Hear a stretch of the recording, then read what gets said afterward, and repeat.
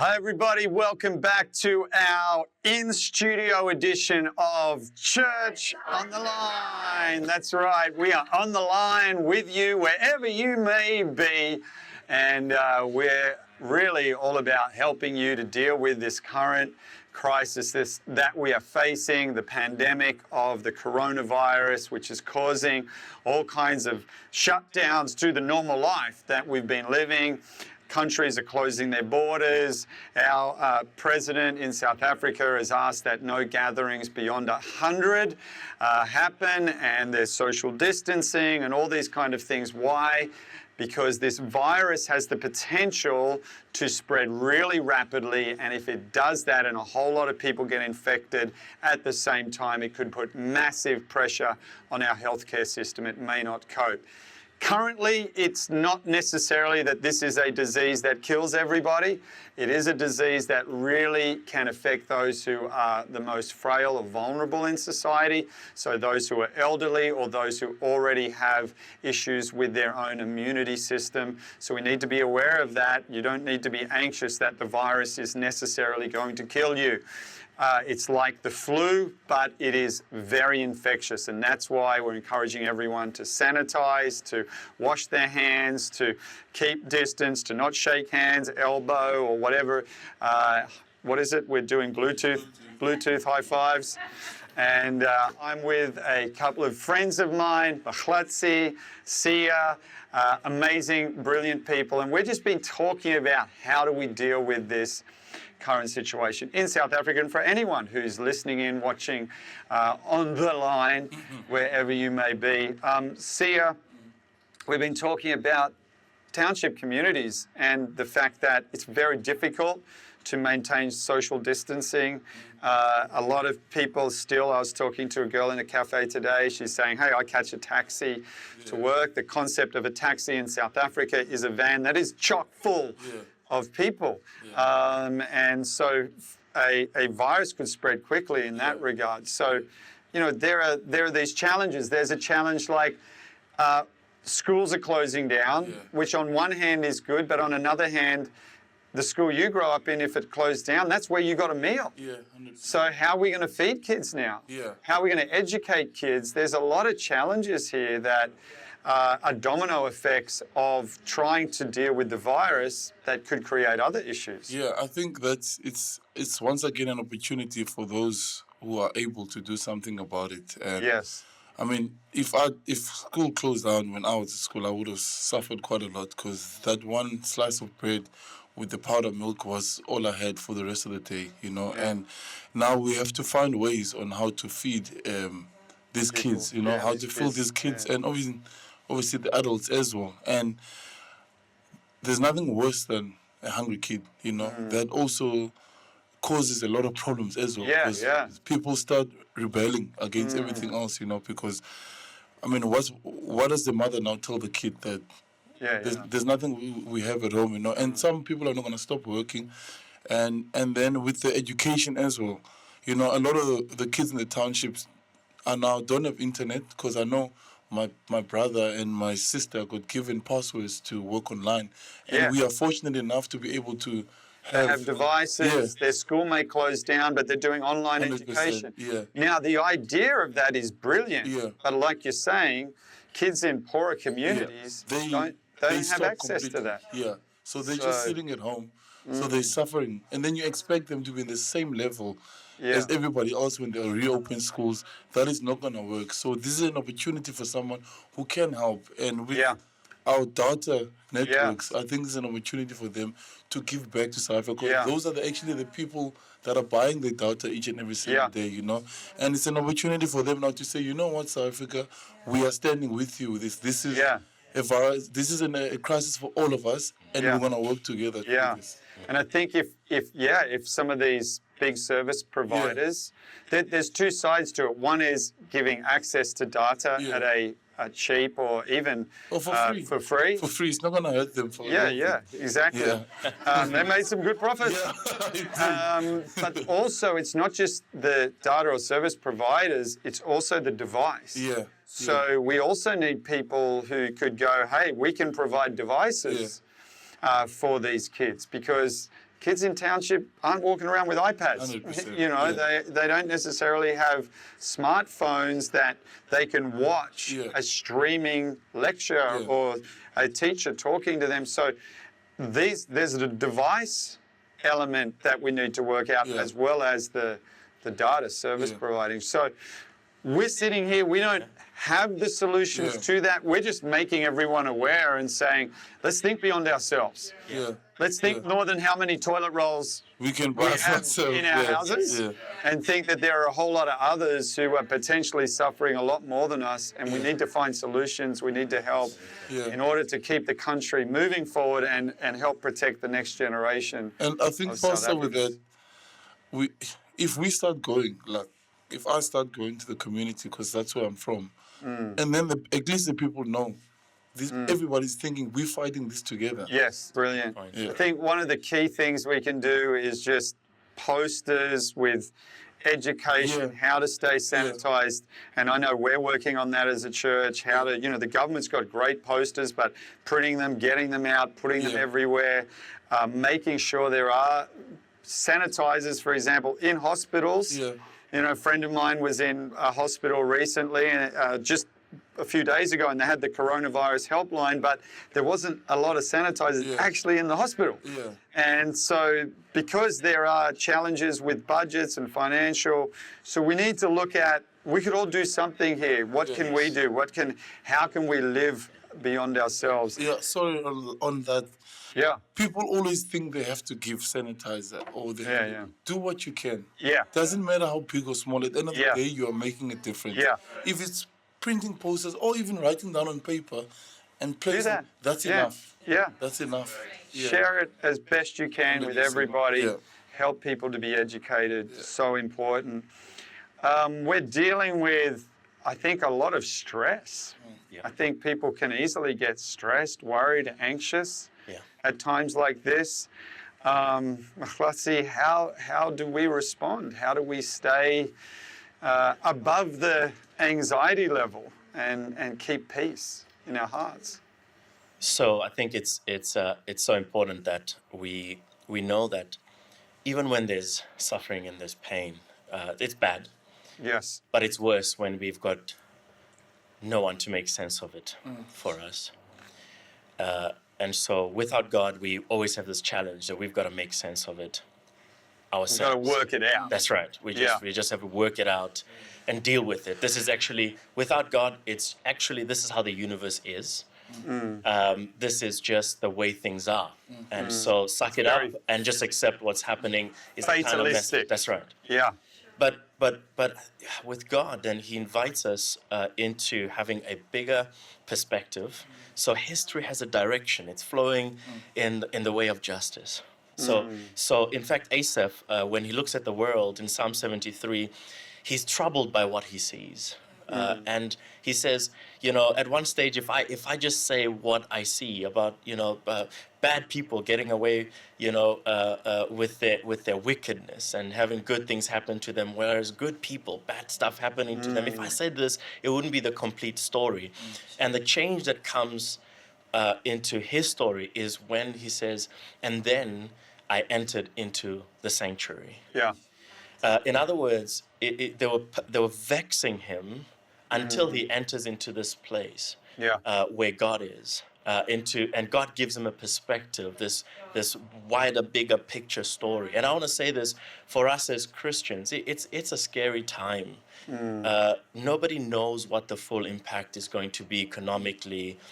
People are losing their jobs, and people are trying to solve it. And so there's a good reason to be anxious when you look at the world. And I think as Christians, we shouldn't be denialists in that sense of, we're aware this is a real challenge. It is a real challenge. However, if we stop there, it wouldn't be the complete story.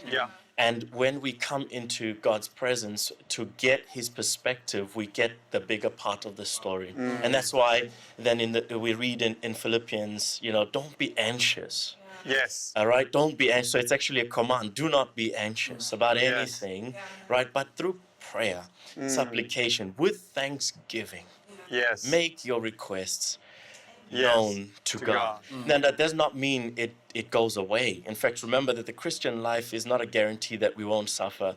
It's a Yes. guarantee that God is going to be with us no matter what we face, right? And so knowing that God is with me during this time is important, but knowing who to pray to Yes. as well is important. So for us who know our God, who actually can spend time and moments with him, this is the time to do that. That when Yes. we're stressed, when we're anxious, when we're struck with this paralyzing fear, it's time for us to know we can trust God, spend time with him, crank up that worship music, that praise be in his songs, presence. be in his presence, read the scriptures, read his promises to be with us and to lead us during this time. The Yeah. church is not without a leader during this time. Yeah. We're not left alone during this time. And so it's really important to get that perspective. But then from the peace of knowing that God is with us, then we get another invitation to follow him in what he's doing. So he's always been active during times like this. That's why I'm saying we Yes. forget our history at our own peril, Yeah. because God's always come through. Light shines in incredible, Yes. dazzling incredibleness when there's a lot of darkness. Yeah. And so when we see darkness and we find the peace of being with God, now we've got to follow him in what he's doing. God is fixing his cosmos. He's letting his light shine. And there comes another peace that comes from following God when he moves into communities and doing what God does best. Philippians, you mentioned that verse in Philippians 4:6, and then verse 7, because the second verse that leads on from verse 6, verse 7 talks about, and the peace of God, Yes. which passes all understanding, will guard your hearts and your minds in Christ Jesus. That's right. And I think, guys, that peace, it says that is beyond all understanding. Like, there can be times where everything in you wants to freak out, but somehow God gives you this peace. But I think knowing that peace is something that is available to all of us, whether we feel like we're isolated, whether we're wondering, is my income going to change for a season? What does my future look like? There is this peace that comes from God, which is beyond understanding.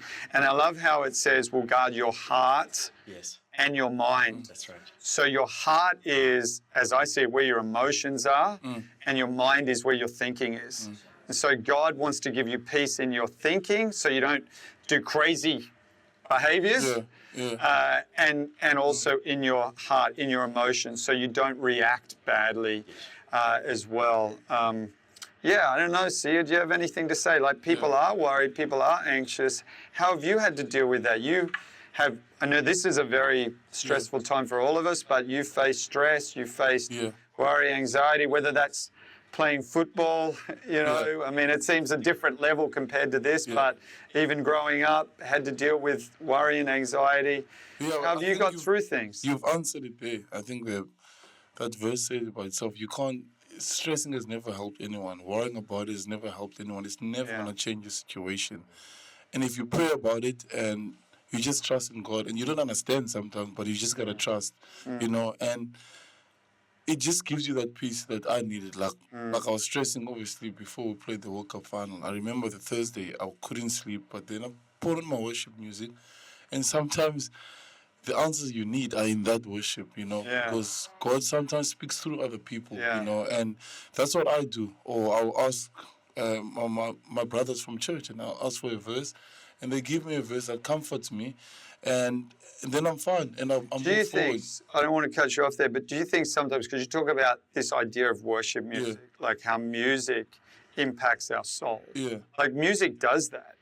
And 100%. something about how your spirit bypasses your thinking and your spirit just has this God moment that puts peace in your heart, and everything in your thinking's going, but your spirit's going, God's here. But you feel the presence. You gotta ask for it. Whenever I listen to it, I always ask like the Holy Spirit to be present. And sometimes you just feel it inside you, and then nothing else matters. You just live in that moment, and that's what I do for me. And before I played in the World Cup final, I was so relaxed. I remember Vessel asking me, he was stressing, he was asking me, how you feeling? I'm like, I'm good. I'm Yeah. ready to go. I know, man. You know, and I know. Yeah. You're amazing. It was my son's birthday, Yeah. the day before the World Cup. And I'm like just texting you, we're thinking of you, praying for you. And then I get a video back from you with your wife, with your kids singing happy birthday to Zach. I'm like, this guy is about to play in a World Cup final and he has time to send a video happy birthday song to my son. Yeah. Like, that just blew my mind. Yeah, 'cause that showed what was going on in your heart. Honestly, I was really in peace. You're at peace. I knew. Yeah. I knew there is no. I mean, I always say, when I talk to Faf, I tell him I prepare me personally as much as I can from Monday until Saturday. But Saturday, God takes over. Yeah. Whatever happens on the field, that's God's time. Yeah. You know, I always ask him. I kneel and I pray and I put on my Jesus and I say, God, today use me. Show yourself through me. Yeah. You know, show the people what you want to see through me today. That's where I find peace. Where I know if I lose today, I wasn't in control. God was in control, and this is what He wanted. And I found out. I try and find the learnings through that. What He wanted me to learn. You know, that's how I remove myself instead of stressing too much. I just let God be in charge. I love it. And I think there's something in that for all of us. Yeah. Like there's preparation that we can make That's right. in regard, in this time. But there are some things that I can't control. Yeah. You know, you can't control the bounce of the ball on the rugby field. You can't control, we can't control everything. And I think that's where people get anxious and stressed, is not being in control. That's right. Yeah. But God is. Yeah. That's right. So Yeah, 100%. that's it. So this is it's a time for us, and I think that's what this has done. In James, we read that we may have our plans. It talks about people having their plans, and sometimes there's a foolishness that comes with thinking that your plans are causing the future. But that your plans are not causing the future. They're just in preparation for possible futures, what might actually happen. Yes. And sometimes we live with a certain sense of the certainty that we have about our plans, and in our plans and our money, and our investments and whatever it may be, and our plans, and we think that that's what is going to happen. And then something like this happens. And then we're forced to think that we're not in control. Yeah. And that can be quite a daunting thing for a lot of people to realize.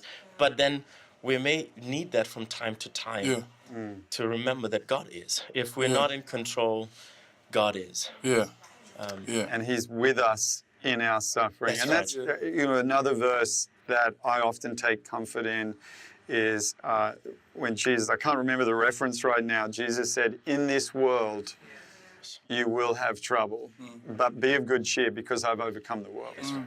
And I think we want God to take us out of it, but Jesus said, look, the fact is there is trouble in this world, but Jesus said, look to me, I'm going to provide you with a peace because I've actually overcome the world.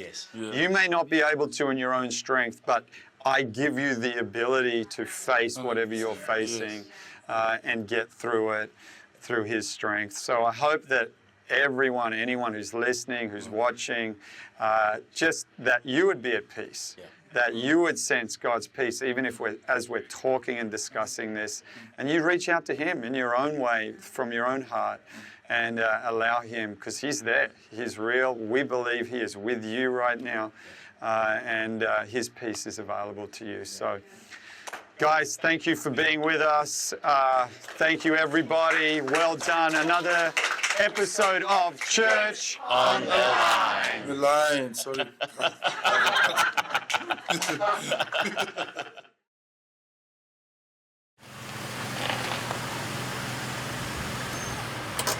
Just arrived at the beach, and it's going to be a very special day, isn't it, Belzy?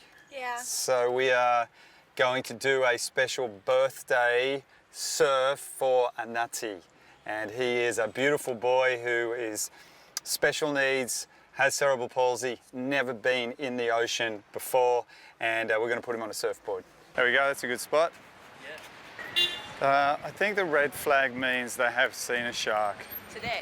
Yeah, And the alarm's gone off. probably.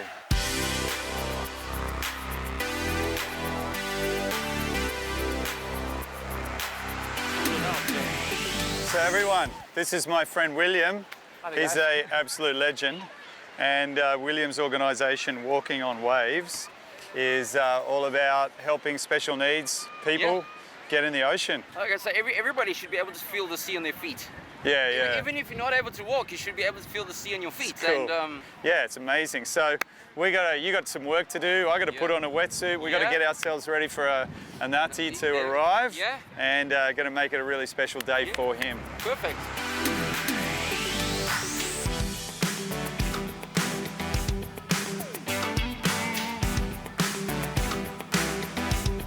Guys, I think a Nati's just arrived, so. How are you? Nati, good to see you. He's like ready for He's this. pumped. How are you? You good? We're glad you're here. We're gonna get you into the ocean on a surfboard. It's gonna be so much fun. Happy birthday.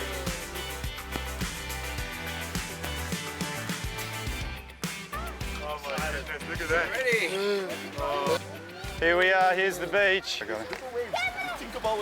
So you got to make sure you breathe in the whole experience and you just look and you go, I am at the beach and I'm about to go on a surfboard, and maybe you never thought that was going to happen, but it's going to happen today because you got a whole lot of special friends who think you're amazing and want to make sure you have an awesome experience enjoying the ocean, enjoying the waves, and that's what today's all about because it's your day.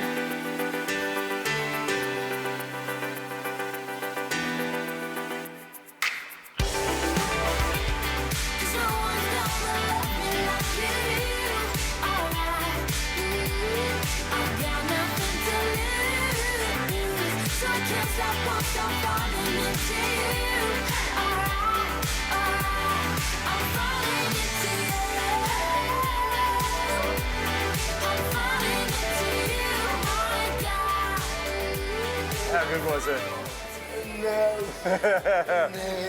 It was amazing. It was nice. It was all of that. It was incredible. And mate, we just want you to know that we love you. And I think we've got some other special surprises for this guy. So are you ready for a little more? Yeah, this is your day. And we're going to party. All right, everybody!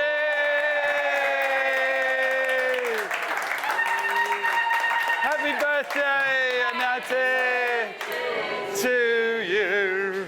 Happy birthday to you. Happy birthday, dear Nati. Happy birthday to you. Hooray! Hooray! Hip, hip, hooray! And one more surprise. Whoa. But we got to really mad to see it. Come on. Have you ever ridden a Harley Davidson? A Nati, because guess what, buddy? You're going to go for a ride in this. Do you want to do that? Would you like to have a go? All right.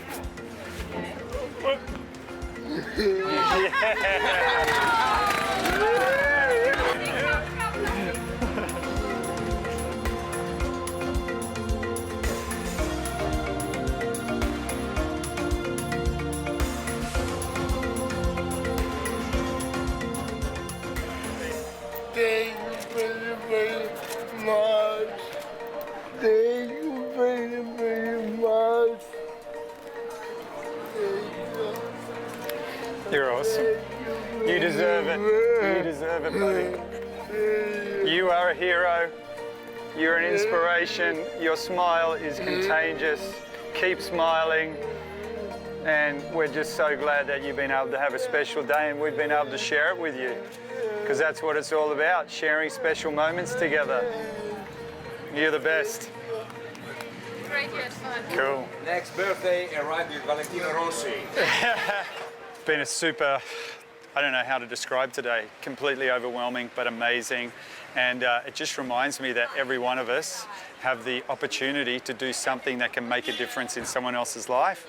and a whole lot of people did that today to make today super special for Inati. And just to see the smile on his face when he was out in the ocean on a surfboard for the very first time, and then topped it off with a Harley ride, was absolutely incredible. So hey, let's all do what we can to make life a little bit better for someone else. When we choose love, it makes the world a better place. Cheers.